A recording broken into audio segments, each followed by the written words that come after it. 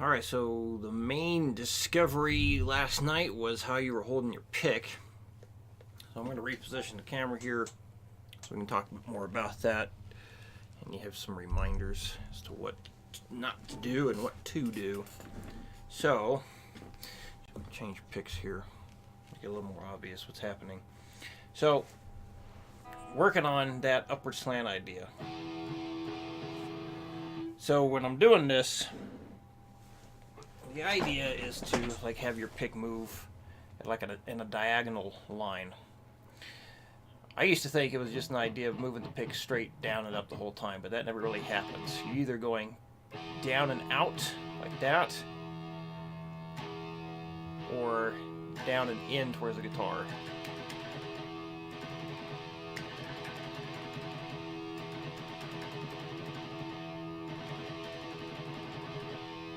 Okay, so with the super fast picking stuff and doing the anchor point on the guitar's body, so this is putting your hand in a position to do the upward pick slant, which again is basically like how the butt of the pick is pointed or lifted up. So you're lifting the butt of the pick up. So in this position, what was happening to cause you to fight the string is you would position like this, but it also looked like you turned your hand so much or you turned your fingers or something like this, to where you were still doing more of a downward slant, like you're turning the butt of the pick towards the floor. So with doing that, now the pick is catching on the string, and that makes it very hard to pick very fast. So that was really like a reminder of what was happening last night. And the goal is to, when you're practicing these speed picking things, move that pick this way and make it really obvious. When you look down, you should be able to clearly tell that the butt of the pick is lifted up, and you're trying to pick in this straight line the whole time. In addition to the exercises you're going to continue doing what you did last night, where you would just pick down as fast as you can,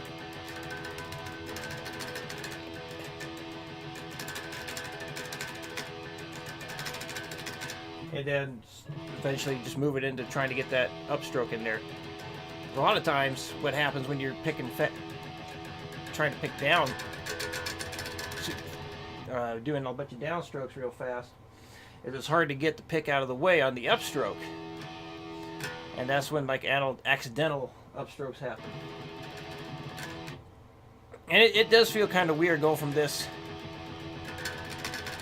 to trying to go straight into hitting the upstrokes as well, because when you feel the string getting hit, or that you feel the pick hitting the string on the upstroke, it kind of messes with your head. So it's definitely different going from this to that. So hopefully the upstroke work will help there. So let's see.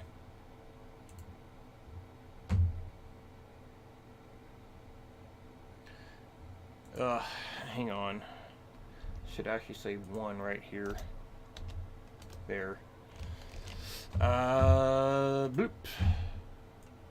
All right. So for this one, all downstrokes. So I'm gonna keep my right hand in focus here, so you can see what that looks like. So doing eighth notes. Here we go. 60 beats a minute.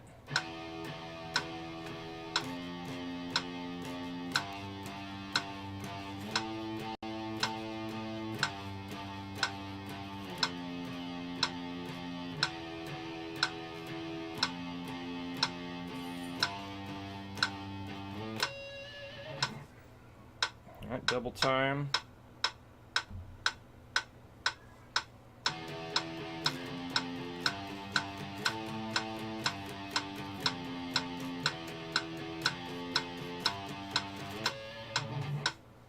$160.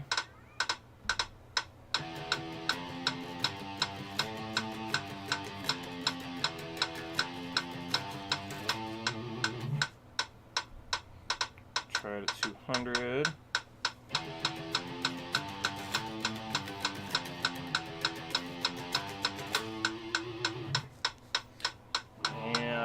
I don't know if I can do it at 240. All downstrokes 240. Let's find out. Just very sloppily, so that's not very good.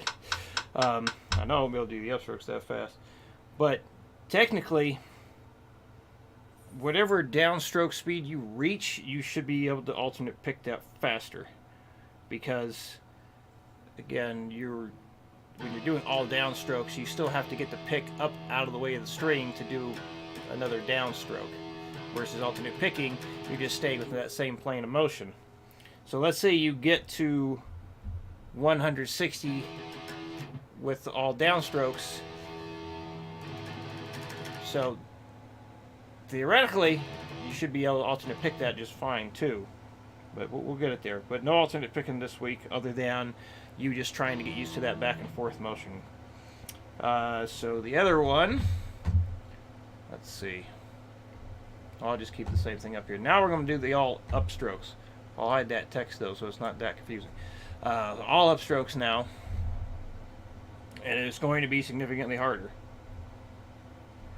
So here it is at 60, still maintaining the obvious upward pick slant.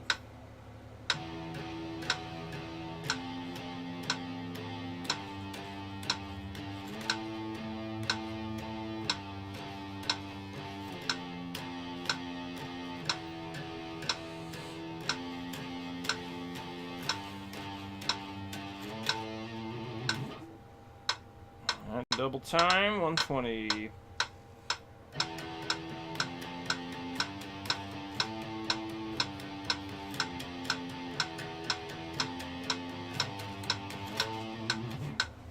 $160. I'm gonna do that again. I was a bit off.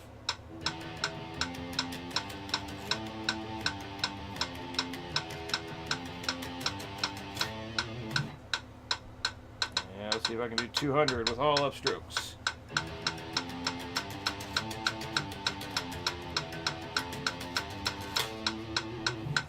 It's definitely weird.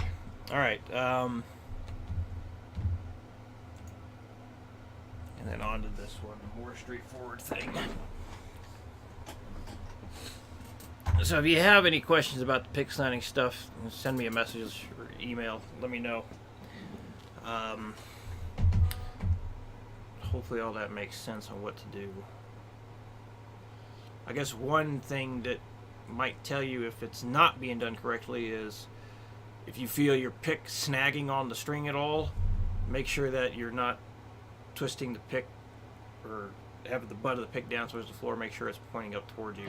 Now there is definitely a use for the downward pick slanting that you seem to tend to want to do naturally, and we'll be working with that too. But right now the goal is to get you picking as fast as you can. But anyway, here we go with the legato work for this week. So 60 beats a minute should sound like this.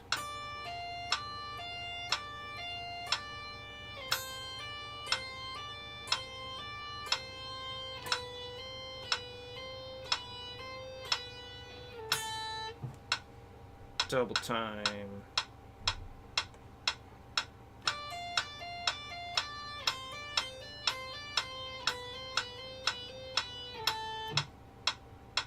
$160.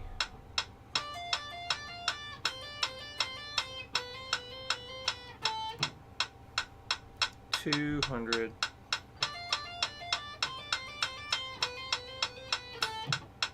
And the goal speed, 240.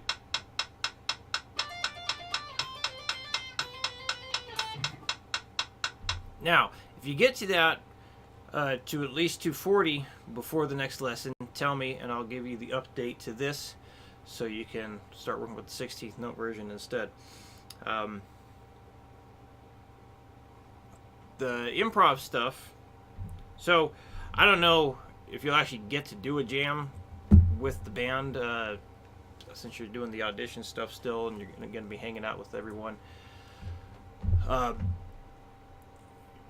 What you could do, maybe the next time everyone's together, and we'll do more of this, actually do some of it, more often, the improv stuff. So again, you can take your, like for that song we were talking about yesterday, instead of doing the D minor pentatonic, you can do the full D minor scale. You can also do the F major scale because it's all same key and whatnot. So just give it a, experiment with that a bit. You could also, if your bass player knows theory, it might not be a bad idea to actually just do jam sessions. Take those scales that you do know in the key of A minor, key of C, and start making stuff up with that. So you did a couple of those memorization things where you were like connecting things, one string to another. So I mean, that's just, the memorization work is to help you be able to solo in different places on the fretboard. So if you're able to navigate through string after string, going, just horizontally there instead of just up and down. That's pretty much just how you connect shapes. I mean, there's no real trick to it. You play something over here, and then you kind of move down to another shape, and you're moving into another shape, and any scale shape that you're using, like the 3-note per string deal, you're already playing 2/3 of another shape no matter where you're at. So we'll talk more about that next time. If you have any questions, please let me know, and I will see you Monday.